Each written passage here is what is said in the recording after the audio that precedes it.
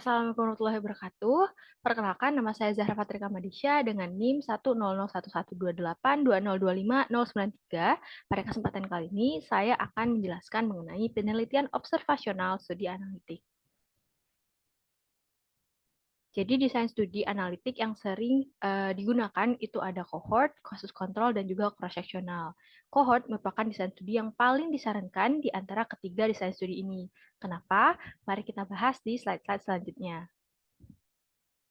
Pada pertama, saya akan mereview desain studi cross-sectional terlebih dahulu. Jadi, desain studi cross-sectional merupakan studi yang meneliti sekaligus pajanan atau exposure dan sebuah masalah kesehatan atau outcome yang diukur pada saat yang sama. Desain studi cross-sectional ini unit analisanya itu biasanya individu. Jadi kalau individu itu dia merupakan studi prevalensi. Kalau unit analisanya penduduk nasional, biasanya dia berbentuk survei seperti Riskesdas, SDKI. Dan kalau unit analisanya agregat, biasanya dia lebih ke studi ekologi. Desain studi cross-sectional memiliki tujuan untuk mempelajari angka kejadian suatu penyakit atau masalah kesehatan dan mempelajari hubungan antara suatu faktor risiko dengan kejadian suatu penyakit dan menguji hipotesisnya. Jadi secara konsep dasar, desain studi cross-sectional ini bersamaan fokus pada penyakit, karakteristik populasi, dan faktor risiko. Serta ruang lingkupnya itu adalah orang, tempat, dan waktu. Jadi people, place, and time. Jadi studi cross-sectional juga merupakan studi yang mengungkap fenomena gunung es penyakit. Jadi karena dia studi prevalence, jadi di suatu populasi kita bisa melihat penyakit apa yang ada di dalam suatu populasi. Jadi dia biasa mengungkap fenomena gunung es suatu penyakit. Nah, untuk rancangan, studi ini tuh baik untuk mengukur beban populasi penyakit dengan menggunakan ukuran prevalensi yang didapatkan dari survei. Cara pengumpulan datanya bisa melalui kuesioner, wawancara, pemeriksaan, dan juga rekam medis.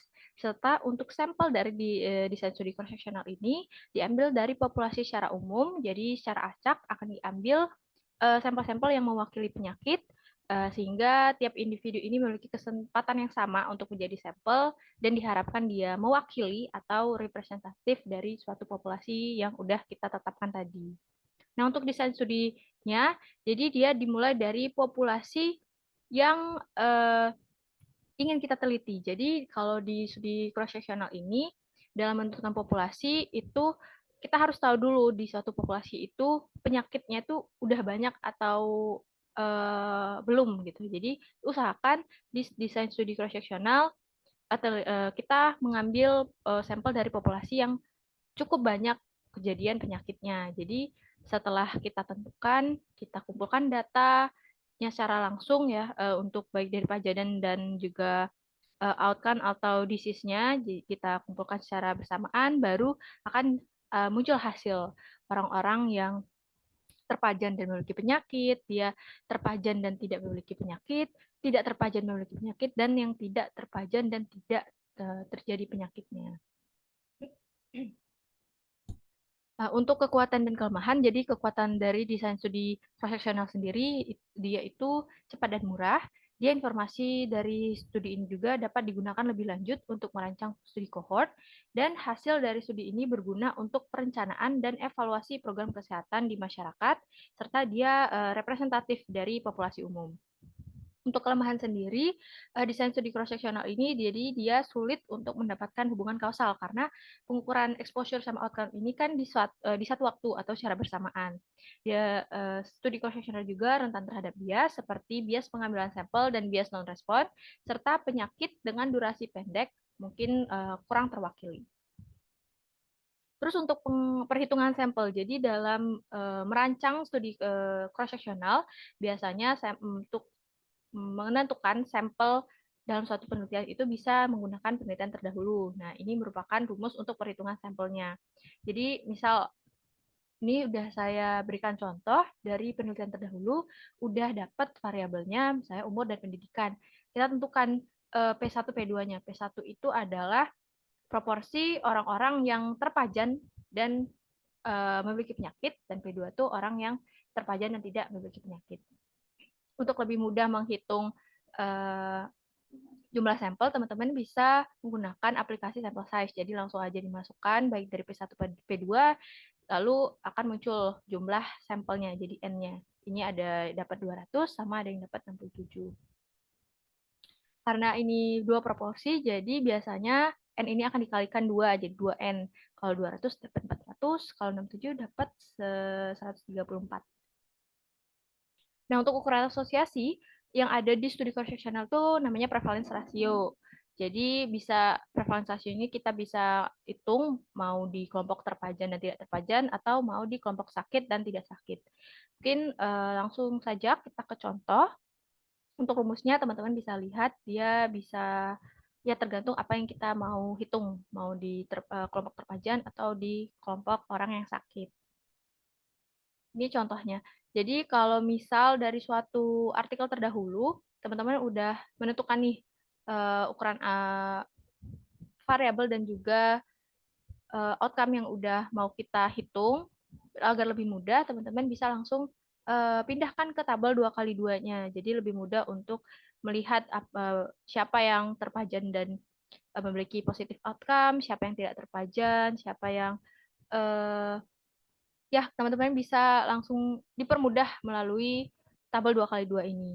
Jadi didapatkan bahwa prevalence ratio pada kelompok anemia yang diberi atau membeli dan tidak diberi atau membeli tablet FE didapatkan prevalence ratio 1,07 sehingga interpretasinya adalah orang yang tidak diberi atau membeli tablet FE risiko mengalami anemia dibandingkan dengan orang yang diberi atau membeli tablet FE.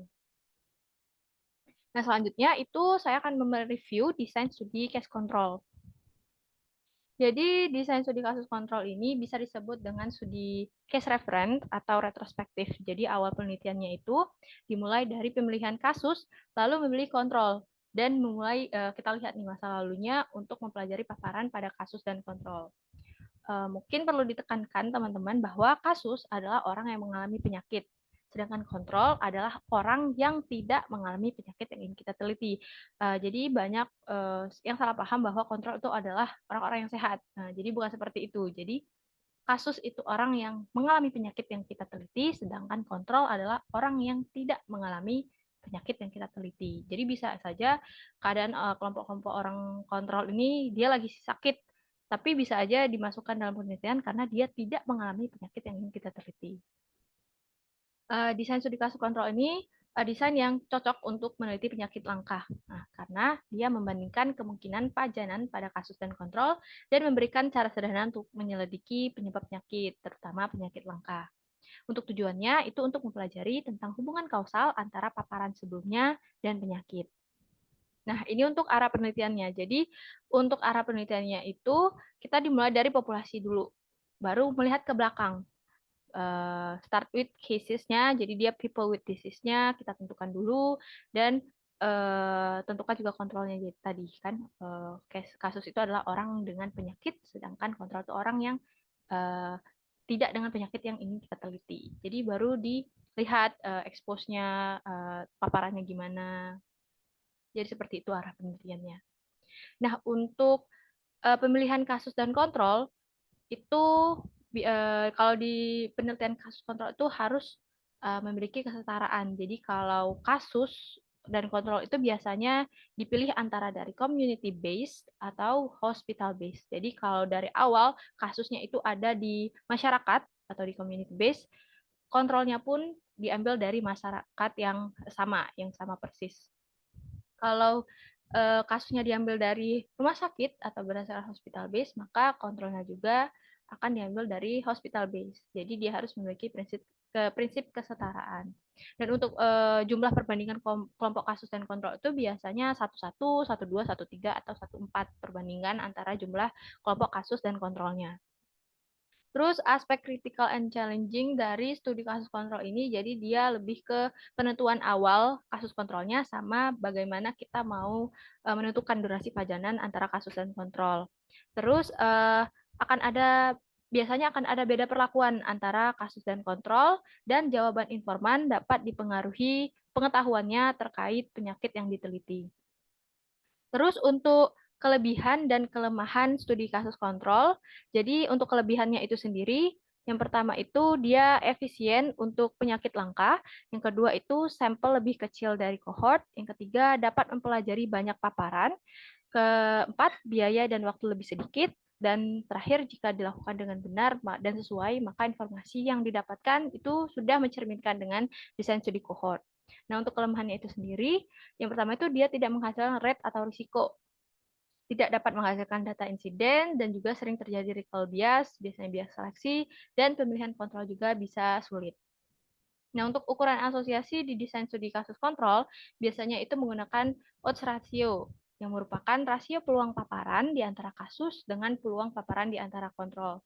Masih sama, teman-teman, kita akan menggunakan tabel 2x2, yang mana odds rasionya ini akan kita ukur pada kelompok kasus terpajan dengan kelompok kontrol terpajan. Jadi A per C dibandingkan dengan B per D.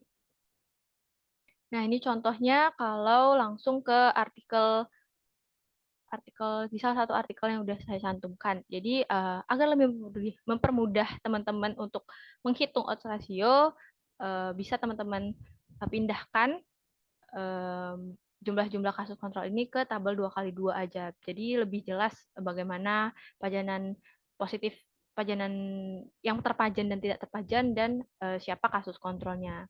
Sehingga didapatkan dari variabel periodentitis dengan dia penelitian ke kelahiran prematur. Jadi didapatkan 8,13 odds rasionya. Sehingga orang dengan periodontitis ini berisiko 8,13 kali untuk mengalami kelahiran prematur dibandingkan dengan orang yang tidak periodontitis. Dan terakhir itu review desain studi cohort. Nah, jadi desain studi cohort ini biasa disebut dengan studi insiden, lanjutan, longitudinal, dan juga prospektif, di mana awal penelitiannya merupakan dimulai dari populasi yang bebas penyakit. Dan kita teliti atau kita follow up bagaimana suatu paparan ini dapat menyebabkan suatu penyakit itu dapat terjadi, penyakitnya terjadi atau bisa disebut dengan insidence selama masa penelitiannya. Kenapa cohort ini tadi merupakan desain studi yang paling disarankan? Karena desain studi cohort memberikan informasi tentang penyebab penyakit secara langsung dari paparan yang ada. Nah, jadi masa penelitiannya juga cukup lama. Untuk jenis studi cohort ini ada yang prospektif dan retrospektif. Prospektif ini merupakan cohort yang arahnya itu ke depan. Jadi baik pajanan ataupun penyakitnya ini belum terjadi, tapi bisa saja pajanan ini sudah terjadi. Pajanan yang studi prospektif ini bisa terjadi atau bisa tidak terjadi, namun penyakitnya emang belum terjadi karena kita mau melihat ke depannya bagaimana dari pajanan ini dapat menimbulkan suatu penyakit atau insidens. Terus yang kedua itu ada retrospektif, jadi dia ke belakang. Jadi penyakit ataupun pajanannya itu udah terjadi. Jadi biasanya dia menggunakan data sekunder kayak rekam medis ataupun dan lain-lainnya. Jadi dia data-data sekunder. Terus ada closed cohort dan open cohort. Kalau closed cohort ya nama lainnya cohort tertutup. Jadi cohortnya ini penelitian cohortnya atau desain studi cohort ini sudah tertutup, dia tidak lagi dalam sampelnya itu tidak lagi ditambahkan, tapi dia bisa berkurang karena biasanya cohort ini karena desain studi yang lama akan ada banyak sampel yang berguguran mulai hilang ataupun bisa meninggal ataupun dia pindah dari tempat kita melaksanakan masa studi penelitian. Kalau open cohort itu berarti cohort yang terbuka. Jadi selama masa penelitian sampelnya bisa bertambah. Jadi dia akan bertambah menyesuaikan jumlah sampel yang sudah ditetapkan sejak awal.